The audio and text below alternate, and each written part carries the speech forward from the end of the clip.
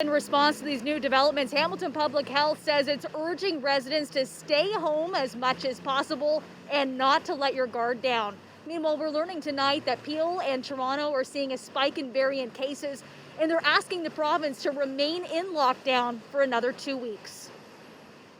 How this Hamilton resident caught the highly contagious strain of COVID-19 hasn't been disclosed, so it's unclear if the case is linked to travel or if the UK variant is spreading in the community. According to Hamilton's medical officer of health, even if there's suspicion of exposure, those contacts will be required to quarantine for 14 days. Halton now has 3 cases of the UK variant, while Halton and Norfolk reported 1. Since February 3rd, more than 14,000 positive COVID tests in Ontario have been screened. 7% of them are variants of concern. There's no obvious pattern at this point. We are seeing a significant growth in the variants that are being detected in our community. And I know it's not news that people want to hear. I have never been as worried about the future as I am today.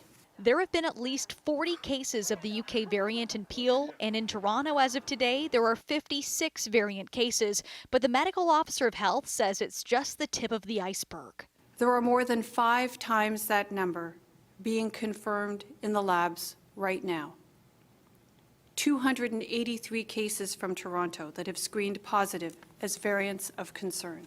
Which is why Toronto and Peel region's top doctors are recommending staying in lockdown. But I think just holding on for a couple more weeks will allow us to really figure out what the picture is to try to get things under control. It's something NDP leader Andrea Horwath agrees with and believes the Premier isn't listening to health experts by reopening most of the province. It risks not only the spread of COVID-19 with the new variants, but also a third lockdown and a third wave.